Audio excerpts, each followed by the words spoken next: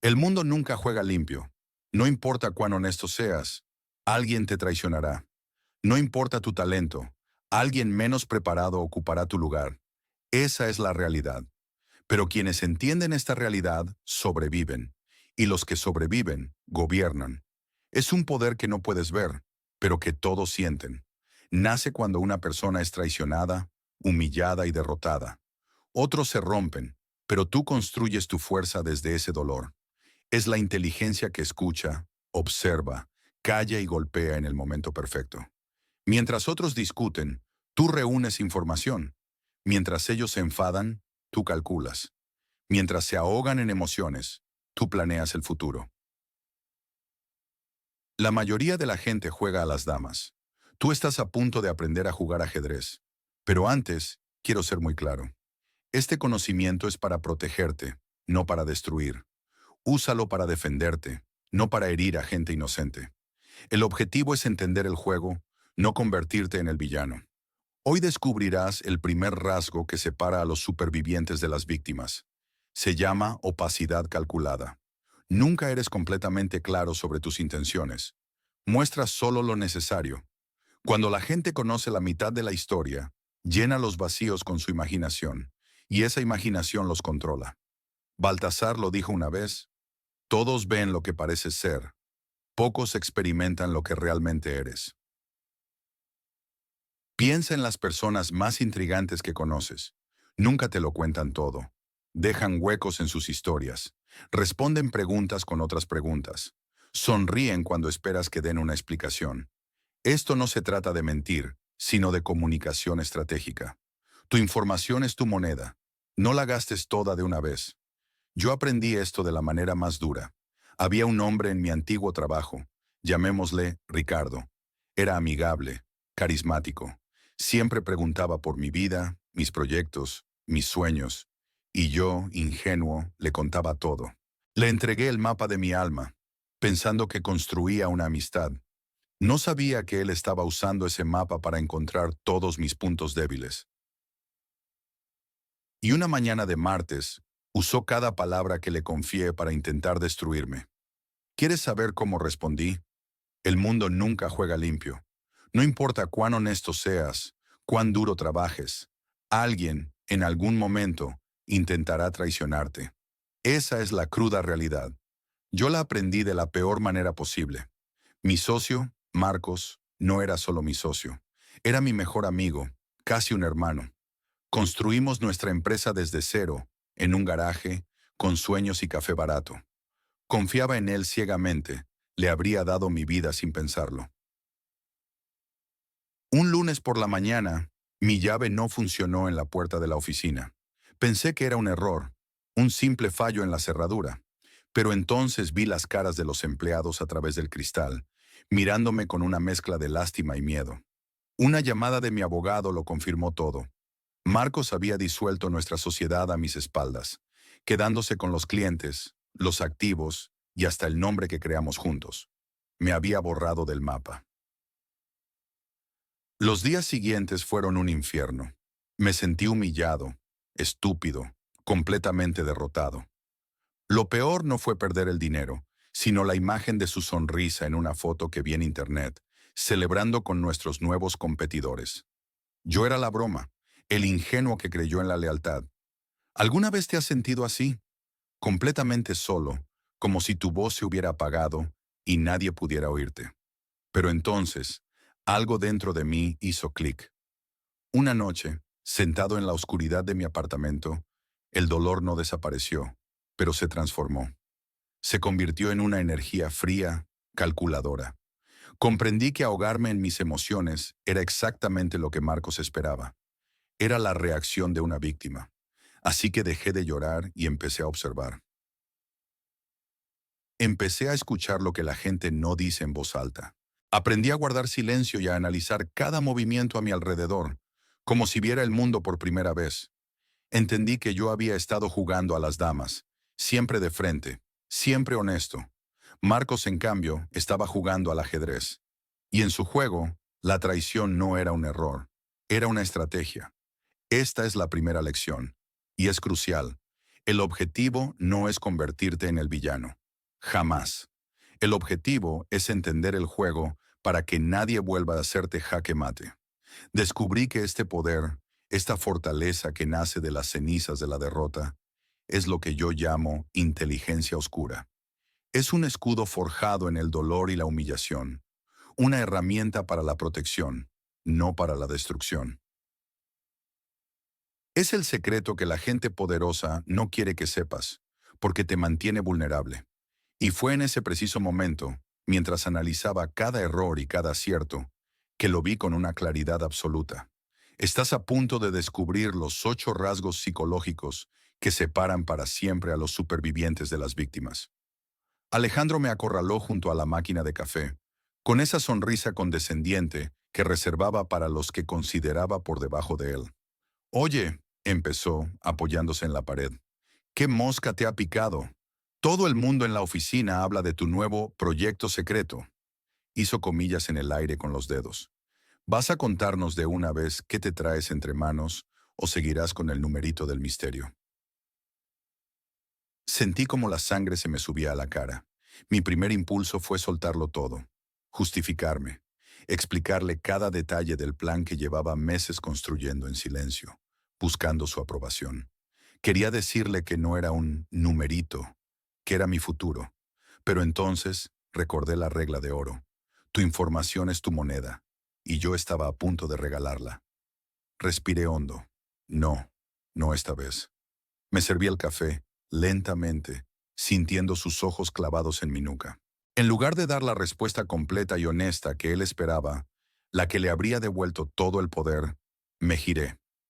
Lo miré a los ojos, con una calma que ni yo mismo sabía que poseía, y le dije, estoy construyendo algo, Alejandro, algo que requiere toda mi atención. Y nada más. Le di un sorbo a mi café y esbocé una media sonrisa. La sonrisa de suficiencia de Alejandro se borró de su rostro. Se quedó en silencio por un segundo, parpadeando. Vi cómo su mente se ponía a 1000 por hora, intentando rellenar los huecos que yo había dejado deliberadamente. ¿Qué podría ser tan importante? ¿Con quién estaba trabajando? ¿Era una amenaza para él?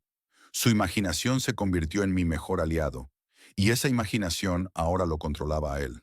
De repente, yo ya no era el libro abierto que todos podían leer, sino un rompecabezas. ¿Alguna vez has sentido ese chispazo? Ese instante en que te das cuenta de que el silencio puede gritar más fuerte que cualquier palabra.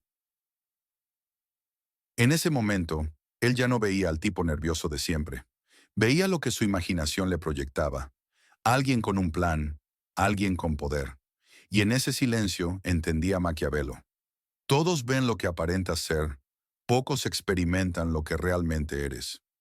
Mis palabras, al ser escasas, de repente tenían un peso que nunca antes habían tenido. La opacidad calculada no era mentir, era dirigir la narrativa. Pero el juego acababa de empezar. Esa misma tarde, mientras recogía mis cosas, sonó mi móvil. Era un número que no conocía. Contesté. Soy Sofía, dijo una voz firme y directa. La mano derecha del director general.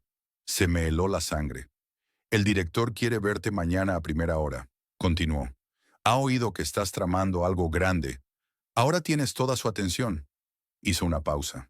Más te vale no decepcionarlo. Colgué el teléfono, con las manos temblando ligeramente. Mi pequeña demostración de poder había llamado la atención del pez más gordo del estanque. Comprendí que dominar el arte del misterio era solo el primer paso. Ahora, ahora tenía que convertirme en la persona capaz de respaldar esa imponente reputación que acababa de crear. Claro, aquí tienes el monólogo para el bloque 3. Nunca olvidaré mi primera reunión importante con Víctor. Entramos en una sala de juntas de cristal, fría e impersonal, para ver a Elena, la directora financiera que tenía en sus manos el destino de nuestro proyecto. Yo esperaba al Víctor de siempre, cálido, carismático, el que te ganaba con una historia y una sonrisa. Pero el hombre que se sentó a mi lado era completamente diferente. Se convirtió en un espejo de Elena. Ella era analítica, directa, casi robótica, y su mirada te desnudaba hasta encontrar el más mínimo error. Y Víctor de repente empezó a hablar su idioma. Cero anécdotas, cero sonrisas amplias, solo datos, proyecciones, porcentajes y una lógica de acero que desarmaba cada una de las objeciones de Elena antes de que pudiera formularlas. Cada argumento era un bloque de granito, preciso e irrefutable. Yo estaba atónito, casi incómodo. Me preguntaba, ¿dónde está el hombre que me inspira? ¿Quién es este actor? Sentía una punzada de decepción, como si estuviera presenciando una farsa muy bien ejecutada. Para mí, la autenticidad era una roca. Ser el mismo siempre, en todas partes, sin importar qué. ¿Alguna vez te has sentido así? Como si al intentar encajar estuvieras perdiendo una parte esencial de ti mismo. Esa sensación de que te estás traicionando un poco solo para que te acepten. Al salir, no pude contenerme. ¿Qué fue eso, Víctor? No parecías tú. Él sonrió por primera vez en 2 horas, y el Víctor que yo conocía regresó al instante.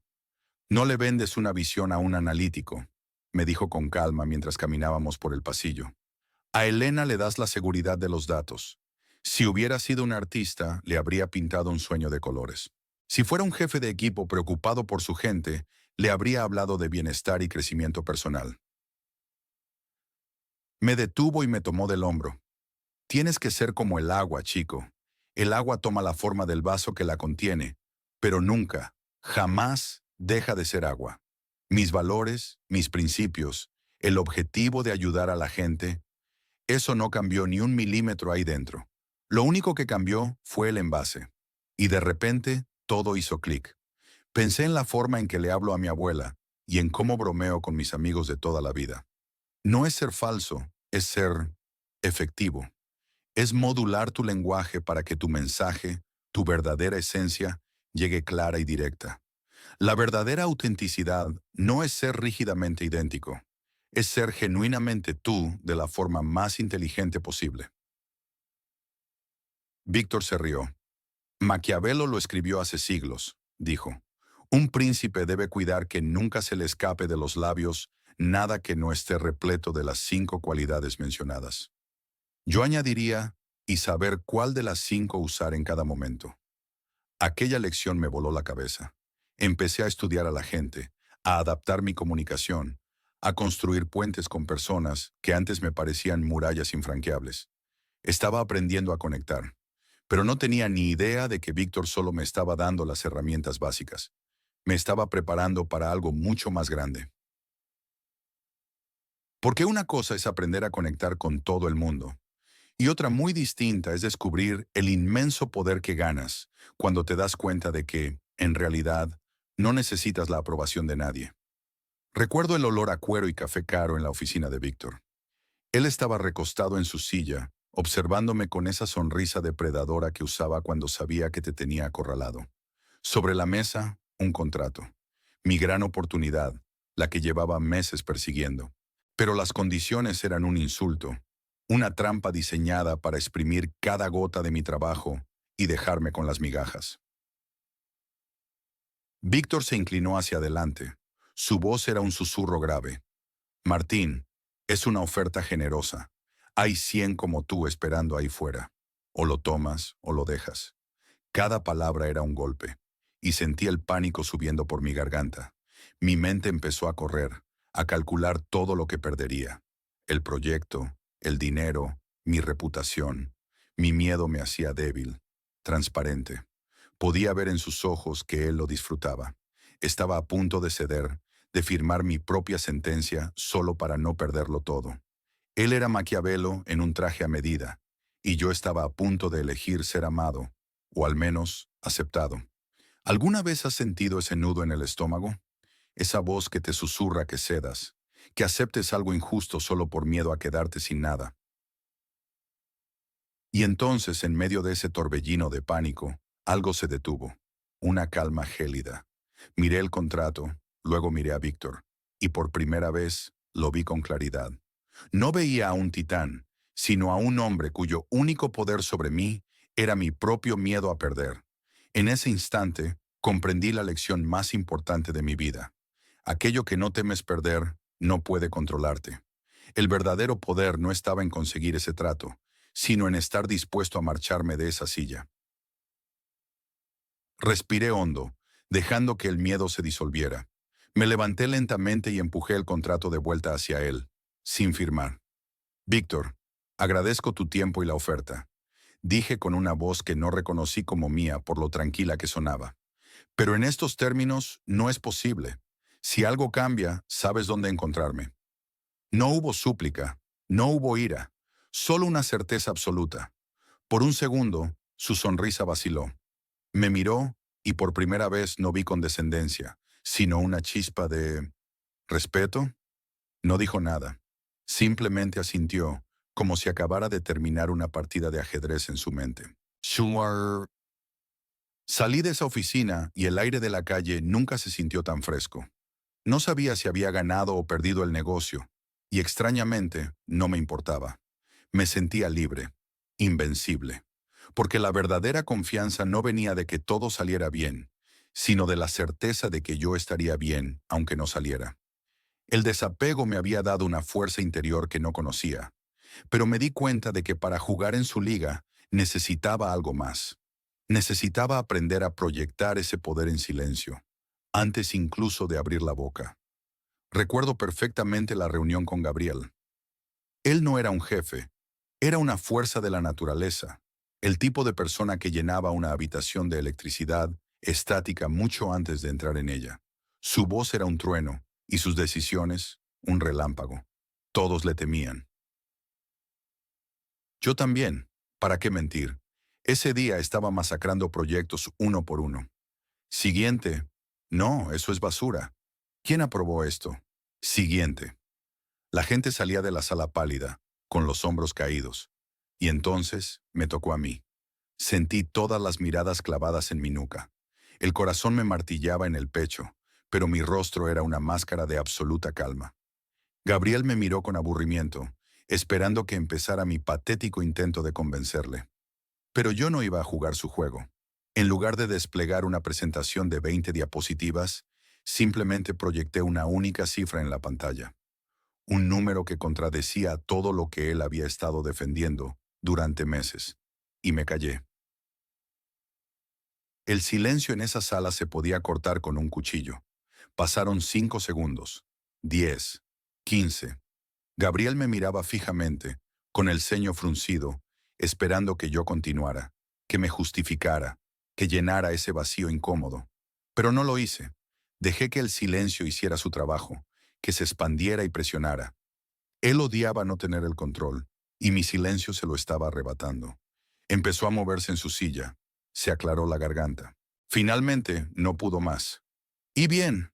¿Qué significa esto?», espetó, pero su voz ya no sonaba tan autoritaria. Y entonces empezó a hablar él solo, a conectar los puntos en voz alta, a tratar de desmontar mi cifra. Y al hacerlo, sin darse cuenta, reveló su verdadero miedo. No era el presupuesto ni la estrategia. Era el temor a que un proyecto rival, liderado por su némesis en la empresa, le robara el protagonismo. Y justo en ese instante, lo entendí todo. ¿Alguna vez has sentido ese cambio en el aire? Ese momento en que el silencio se vuelve más pesado que cualquier grito. Mi proyecto no solo era viable, sino que era la única arma que él tenía para neutralizar a su competidor interno. Yo no le había traído un problema. Le había traído, sin que él lo supiera, su salvación. Había estado plantando esta semilla durante meses, haciéndome indispensable en un área que todos ignoraban. La gratificación no fue inmediata. Fue un plan a largo plazo que culminaba en ese preciso instante. Él dejó de hablar y me miró, pero esta vez su mirada era diferente. No era la de un rey a un siervo. Era la de un hombre que, por primera vez, veía a alguien que entendía el juego mejor que él. No tuve que pedirle nada. No tuve que luchar. Él mismo me dio el poder. «De acuerdo», dijo, con una calma que heló la sangre de todos los presentes. «Hazlo. El proyecto es tuyo». Salí de allí sabiendo que había corrido un riesgo enorme. Maquiavelo tenía razón. Nunca se logró nada grande sin peligro. Pero allí, viendo cómo Gabriel me entregaba las llaves del reino, me di cuenta de algo más profundo. Influir en silencio es una cosa, un poder increíble. Pero, ¿y si pudieras convertirte en el espejo de las necesidades más profundas de los demás? La sala de juntas se sentía como una nevera. De un lado, yo. Del otro, Sofía, la directora de estrategia, con una mirada que podía congelar el café. Mi proyecto, mi idea, estaba sobre la mesa, y ella estaba a punto de destrozarlo. Lo veía en sus ojos antes de que abriera la boca. Demasiado disruptivo, Miguel. No tenemos margen para experimentos ahora mismo, dijo con una frialdad calculada. Cada palabra era un portazo. El viejo yo habría saltado con datos, con proyecciones, con una defensa apasionada. Habría intentado demostrarle que estaba equivocada. Pero esta vez, callé. Respiré hondo y recordé la lección. No escuches para responder, escucha para entender. Detrás de sus palabras corporativas, ¿qué había realmente? Observé sus manos, ligeramente tensas. Su tono, firme pero con un matiz de agotamiento. No era el proyecto lo que le preocupaba, era el miedo, el pánico a que una decisión valiente saliera mal y manchara su historial impecable. Toda persona se hace 3 preguntas silenciosas, y ella me las estaba gritando sin emitir sonido. ¿Me ves? ¿Me entiendes? ¿Me valoras? Y en ese instante, vi a la persona detrás de la armadura. Vi su enorme presión, su necesidad de sentirse segura, de proteger su posición. ¿Alguna vez has sentido eso? Ese chispazo de claridad en el que dejas de ver a un oponente y entiendes su batalla silenciosa. Entonces, hablé, pero no sobre mi proyecto. Hablé sobre ella. Sofía, te entiendo perfectamente, dije con una calma que la desarmó. Lo que me estás diciendo no es no. Me estás diciendo que tu prioridad es proteger al equipo y la reputación que tanto te ha costado construir. ¿Quieres seguridad? Sus ojos se abrieron un poco más. Asintió lentamente. Le estaba devolviendo el eco de su propio miedo, pero validándolo. No te estoy proponiendo un salto al vacío, continué, inclinándome ligeramente. Te estoy proponiendo un escudo, un proyecto piloto, pequeño, controlado, un experimento del que solo tú tendrás los datos. Si sale mal, lo enterramos sin que nadie se entere. Si sale bien, será tu victoria estratégica, tu innovación. De repente, ya no vendía mi idea. Le vendía a ella la imagen de una líder inteligente y cautelosa que toma decisiones brillantes. Enmarqué mi libertad en su necesidad de reconocimiento y seguridad. Su postura cambió por completo. El hielo en su mirada se derritió. Se reclinó en su silla, ahora curiosa. Háblame más sobre ese piloto, dijo. Ya no era una pelea, era una conversación. Creen que hablas su idioma, pero en realidad les estás devolviendo el eco de sus propias necesidades. Maquiavelo tenía razón. Todos ven lo que aparentas ser, pocos saben realmente lo que eres. En ese momento, yo había visto quién era ella. Salí de esa oficina sintiéndome invencible, como si tuviera un mapa secreto del alma humana. Me sentía poderoso, capaz de alinear los deseos de cualquiera con los míos. Pero esa misma noche, mi teléfono sonó. Era Leo, mi viejo amigo, con una voz que no le reconocía. Miguel, necesito tu ayuda, dijo, y noté un temblor en su tono. Necesito que uses ese don tuyo para convencer a alguien de algo, algo que no es del todo correcto. Reflejar a los demás es poderoso, pero en ese preciso instante entendí que la verdadera prueba de carácter llega cuando las decisiones no son ni blancas ni negras.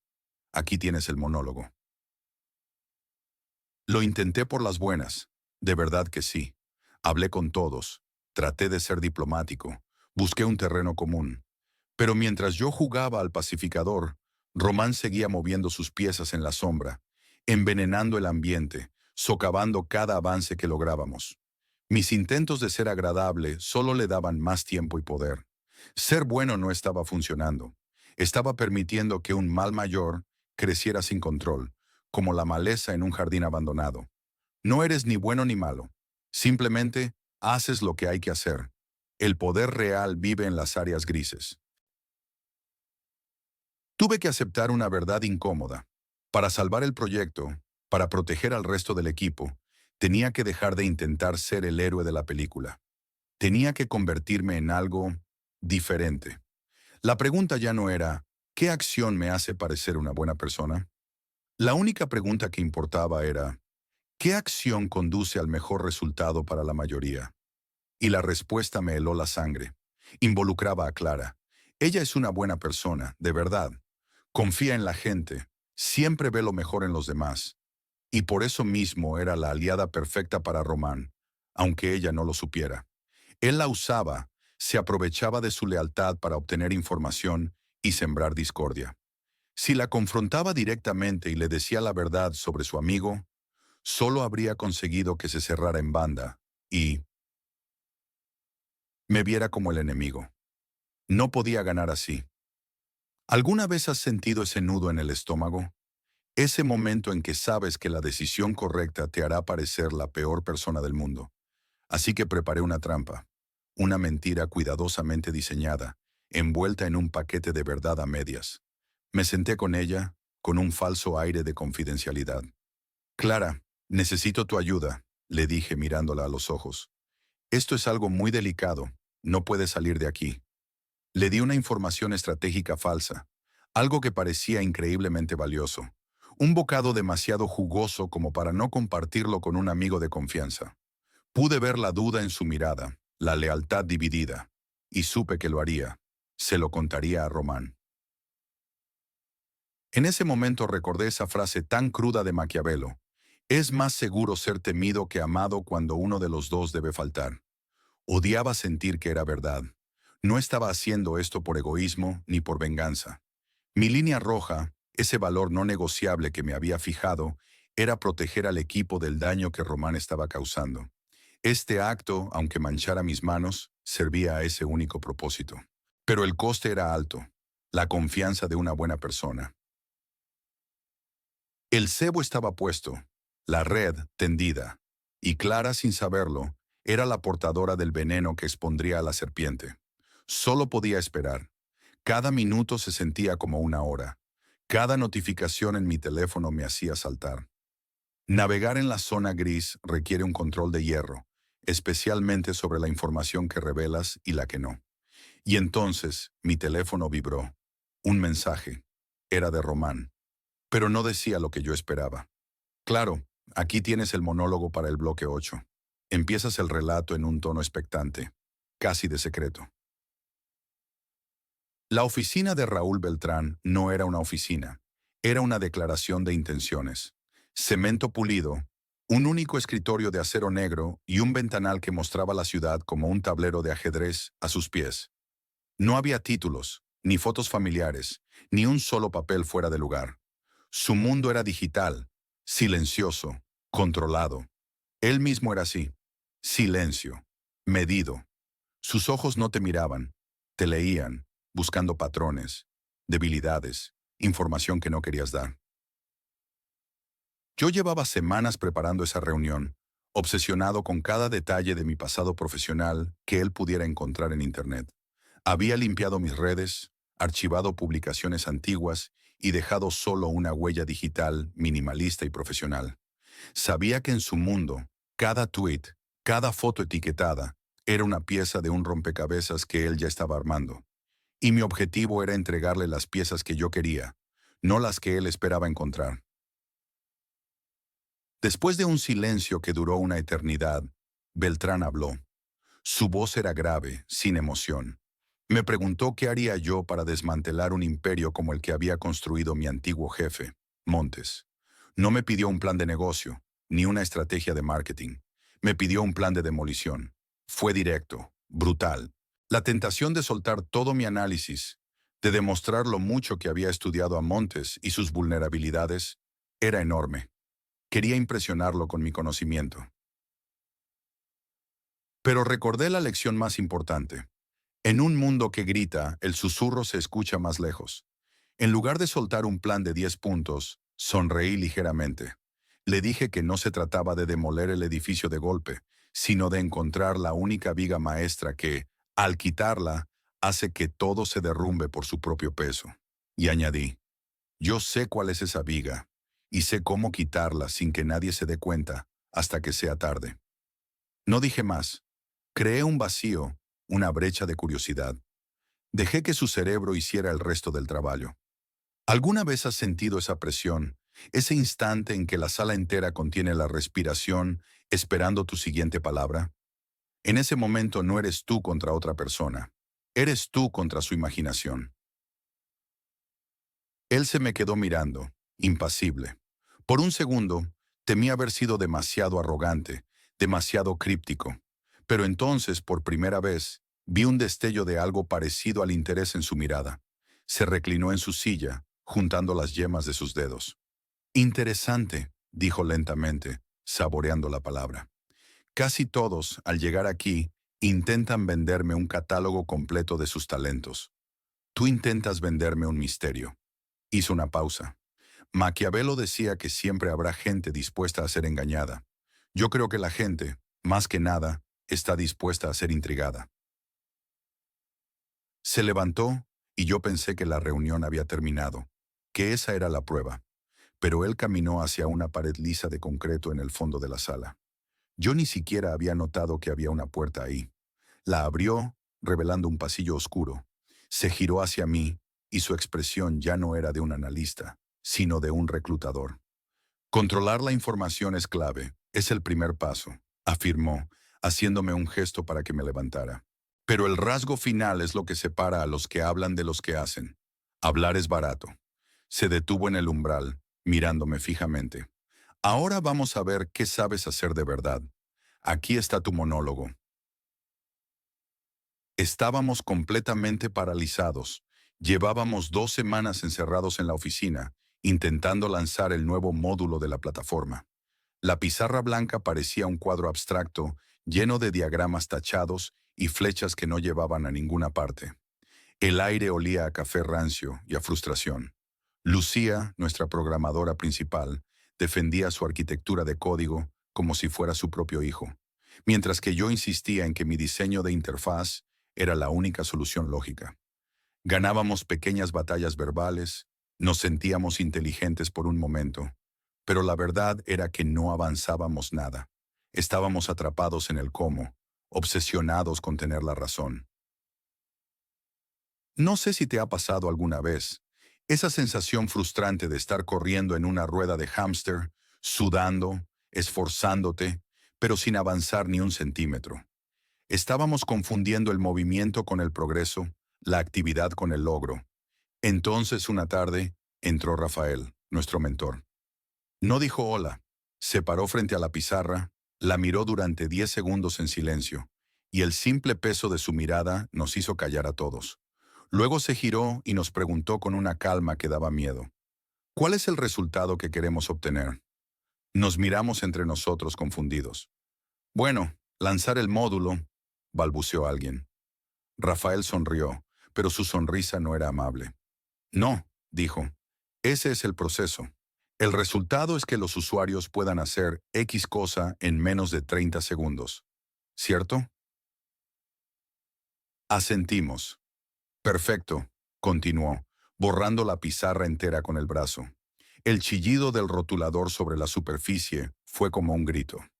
Olvídense de sus preciosos códigos y diseños. Olvídense de la forma correcta de hacerlo. Tenemos 48 horas para construir la versión más sucia, fea y rápida que logre ese resultado. Solo eso. Hubo un murmullo de protesta. Lucía casi se desmaya. Pero prometimos una versión completa y pulida. Tengo un plan de desarrollo, exclamó ella. Rafael la miró fijamente y pronunció las palabras que cambiaron todo para mí. Esa promesa fue una necesidad del pasado para conseguir la inversión. Hoy, esa promesa nos está hundiendo. La palabra rota es una necesidad del presente para sobrevivir. Fue brutal, fue maquiavélico y fue absolutamente liberador. En ese momento, entendimos que no estábamos allí para construir un monumento a nuestro ego, sino para obtener un resultado. Dejamos de estar apegados a nuestros métodos y nos obsesionamos con la meta. Nos volvimos perezosos de forma estratégica, cortando todo lo que no nos acercara directamente al objetivo. Desechamos el 80% del plan original para enfocarnos en el 20% que realmente importaba. La energía en la sala cambió por completo. La frustración se transformó en una emoción eléctrica, febril. Éramos un equipo de cirujanos en una operación de emergencia, no artistas debatiendo sobre el color de un cuadro. Lanzamos esa versión sucia en 36 horas y funcionó, mejor de lo que nadie esperaba. Por primera vez en semanas habíamos logrado algo real. Estábamos celebrando, gritando de euforia, cuando mi teléfono empezó a sonar. Era un número desconocido de Zúrich. Respondí, todavía con la adrenalina a tope. Al otro lado, una voz increíblemente tranquila y con un acento muy marcado me dijo algo que heló la sangre en mis venas y silenció por completo la celebración a mi alrededor. Llegó el momento de la verdad, la última conversación, la última lección. ¿Eliges ser un manipulador o alguien que no puede ser manipulado? Esa es la pregunta que resonaba en mi cabeza mientras caminaba para encontrarme con Jacobo. Ya no era mi jefe, ni mi mentor en el sentido estricto. Se había convertido en una especie de brújula moral en medio de mi tormenta personal. Nos vimos en un viejo parque, lejos de cualquier oficina, sentados en un banco con la pintura desconchada. Él no me miró al principio, solo observaba a los niños jugar a lo lejos. Te he enseñado a leer a las personas, a entender sus miedos y deseos, a ver los hilos invisibles que los mueven. Comenzó con su voz grave y tranquila. Pero todo ese conocimiento es como un cuchillo afilado. Puedes usarlo para liberar a alguien de sus ataduras o para cortar más profundo. Hizo una pausa y esta vez sus ojos se clavaron en los míos. El verdadero poder, el que realmente importa, no es el que ejerces sobre los demás. Es el poder que ganas sobre ti mismo, sobre tus impulsos, sobre tus circunstancias. Cada palabra se sentía pesada, definitiva. Mucha gente aprende estas cosas para controlar, para dominar, para ganar a toda costa, continuó. Pero ese es el camino fácil, el camino oscuro que te consume. La verdadera inteligencia, la sabiduría, se usa al servicio de algo más grande que tu propio ego. Me sentí expuesto, como si pudiera ver la lucha que ardía dentro de mí, la tentación de usar todo lo aprendido para destruir a Valeria y a quienes me hicieron daño. Así que aquí está tu desafío final, dijo, inclinándose hacia adelante. No es una misión, no es un plan contra nadie. Es para ti. Elige un solo rasgo de la inteligencia estratégica que hemos hablado. La paciencia, la escucha activa, la empatía calculada, el desapego emocional. Solo uno. Me miró con una intensidad que me heló la sangre. Y practícalo conscientemente durante 7 días. 7 días en los que te obligarás a pasar de una respuesta emocional y reactiva a una estratégica e inteligente en cada situación. Sentí un vértigo increíble. Todo este poder, todo este conocimiento, y la elección final era sobre convertirme en una mejor versión de mí, no en un arma. ¿Alguna vez has sentido ese peso? El de tener una herramienta poderosa en tus manos y darte cuenta de que su uso más importante es para construir, no para destruir. Ese era el verdadero propósito de todo. Ganar la guerra interna. Jacobo sonrió levemente, como si leyera mis pensamientos. La persona más valiosa en cualquier sala es la que entiende la psicología humana y utiliza ese conocimiento para mejorar la vida de todos, no solo la suya. Se levantó, sacudió mi hombro con firmeza y empezó a alejarse. Este poder conlleva una responsabilidad, gritó por encima del hombro. La de crear mejores resultados para todos, incluido tu enemigo. Me quedé solo en ese banco, con el eco de sus palabras y el peso del mundo sobre mis hombros. 7 días. Un rasgo. Sentí una oleada de urgencia, una claridad que no había tenido en meses. Ya no se trataba de venganza. Se trataba de controlarme a mí mismo para poder controlar el resultado final, de forma ética. Decidí mi rasgo, la escucha estratégica. No interrumpir, no reaccionar, solo absorber y entender. 7 días. Mi teléfono vibró en mi bolsillo. Un número desconocido. Dudé un segundo, respiré hondo y contesté, listo para aplicar mi primera prueba. Sé exactamente dónde estás, dijo una voz gélida y familiar al otro lado. Era Valeria. Y sé lo que Jacobo está intentando hacer contigo. Hizo una pausa que pareció durar una eternidad. Pero ya es demasiado tarde.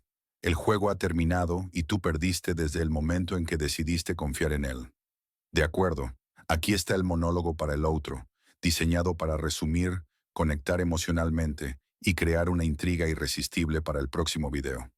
El ritmo de la música de fondo se vuelve más lento, reflexivo y ligeramente melancólico.